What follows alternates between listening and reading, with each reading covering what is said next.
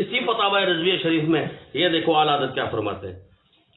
تمہیں تو پتہ ہی کوئی نہیں ہے کہ بھئی میں تو کرنا نہیں چاہتا تھا, مجھے تو لوگوں نے کہا جی آپ کیوں نہیں بول رہے, تو میں نے کہا جب میں بولوں گا تو پھر کام یس ہو جائے گا. پھر یہ دیکھیے اعلیٰ حضرت فاضل بریلوی رحمۃ اللہ علیہ فرماتے ہیں اسی کتاب کے صفحہ 154 پر کہ وہابی مرتد ہے اور مرتد مورد لعنت ہے.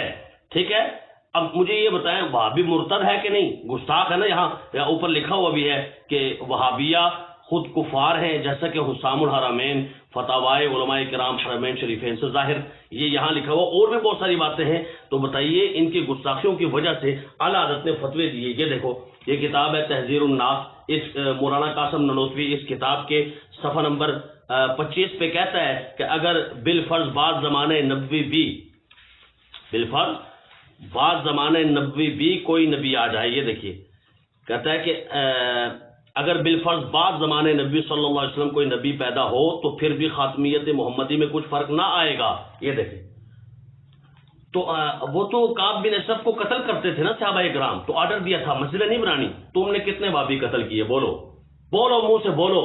حرام کے پلے, اگر تم حرام نہیں کھاتے حلال کھاتے ہو اور حضور سے تمہیں وفا ہے تو بتاؤ کتنے مرتد تم نے مارے, کتنے گستاخ تم نے مارے, یا بتاؤ کہ پاکستان میں کوئی گستاخ رہتا ہی نہیں, یا تم نے کبھی دیکھا ہی نہیں. تمہارے آس پاس بچتے ہیں جو اس کتاب کو مانتے ہیں, اس کتاب کو پڑھاتے ہیں, پڑھتے ہیں, بتاتے ہیں کہ حضور کے بعد میں نبی آ جائے کوئی فرق نہیں پڑتا.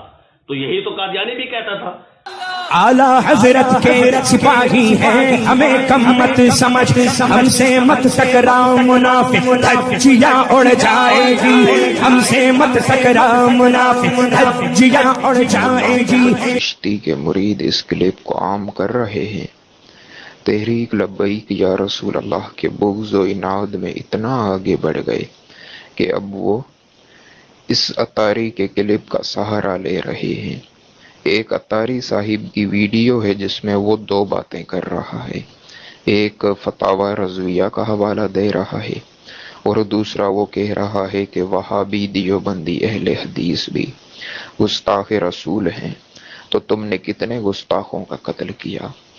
آپ حضرات حیرت و استعجاب میں ڈوب جائیں گے کہ ایک تو عالم بن کر چلا ہے رد کرنے, اور دوسرا فتاوی رضویہ کا حوالہ پڑھنے میں خیانت سے کام لیا. تیسرا کہتا ہے کہ دیوبندی اہل حدیث بھی گستاخ رسول ہیں, تو تم نے کتنے قتل کیے؟ عقل کے اندھے. وہ محاورہ تو سنا ہوگا, المعترض کالعمی, اعتراض کرنے والا اندھے کی طرح ہوتا ہے. تو تمہارے اعتراضات کا جواب سنو. سب سے پہلے اعلیٰ حضرت کے فتاوی کی بات کرتے ہیں. اگر کسی نے حضور کی شان میں گستاخی کی اور قاضی معاف کر دے تو یہ حق قاضی کو بھی نہیں کہ معاف کر دے.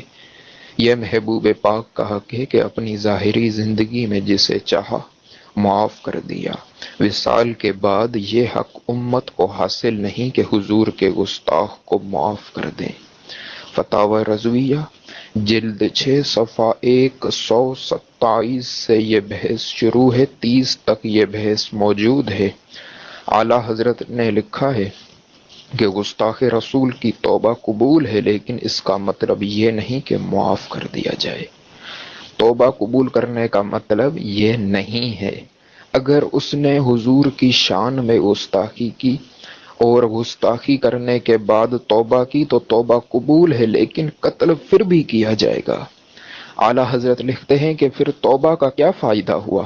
فرماتے ہیں کہ توبہ کا فائدہ یہ ہوا کہ قتل کرنے کے بعد اب کیونکہ اس نے توبہ کی تھی تو اس سے مسلمانوں کے قبرستان میں دفن کیا جائے گا, اور اس طرح کا معاملہ کیا جائے گا جیسے ایک مسلمان کے مرنے کے بعد کیا جاتا ہے. یعنی غسل دیا جائے گا, کفن دیا جائے گا, نماز جنازہ ادا کی جائے گی اور مسلمانوں کے قبرستان میں دفن کیا جائے گا. اور ایسا شخص جس نے حضور کی شان میں گستاخی کی اور بغیر توبہ کیے قتل کیا گیا تو اس کی نہ نماز جنازہ ادا کی جائے گی, نہ کفن دیا جائے گا, نہ غسل دیا جائے گا, اور نہ ہی مسلمانوں کے قبرستان میں دفن کیا جائے گا.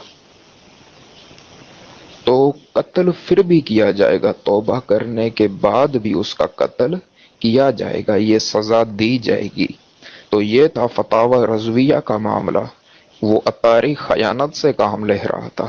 اصل معاملہ فتاوی رضویہ کا یہ ہے کہ توبہ کے بعد بھی اس کا قتل کیا جائے گا۔ تو دوسرا وہ کہتا ہے کہ دیوبندی اہل حدیث بھی گستاخ ہیں، تو تم نے کتنے گستاخوں کا قتل کیا؟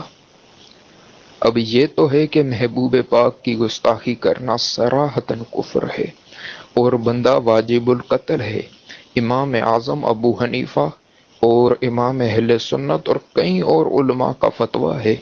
البتہ وہابی دیوبندی اہل حدیث جس طرح کی گستاخیاں کرتے ہیں ان پر قتل کا حکم نہیں لگے گا۔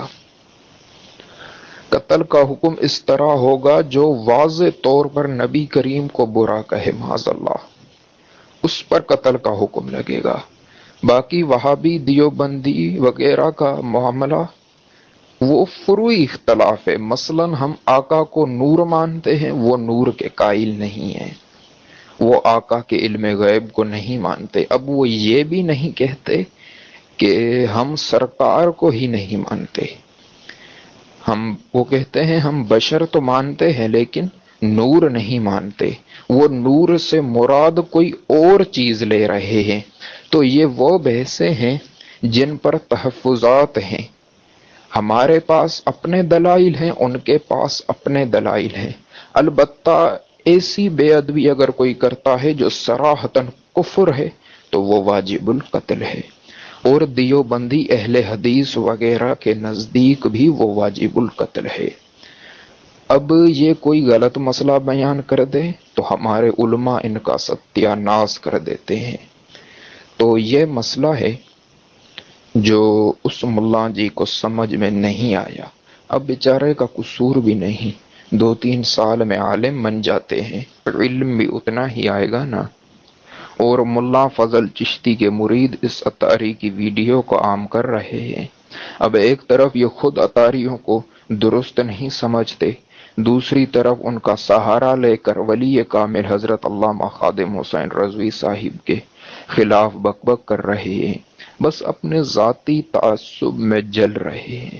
یعنی ان کے پاس جواز نہیں، بس بلا جواز بک بک کر رہے ہیں۔ اللہ بچائے سے فتنے بازوں سے۔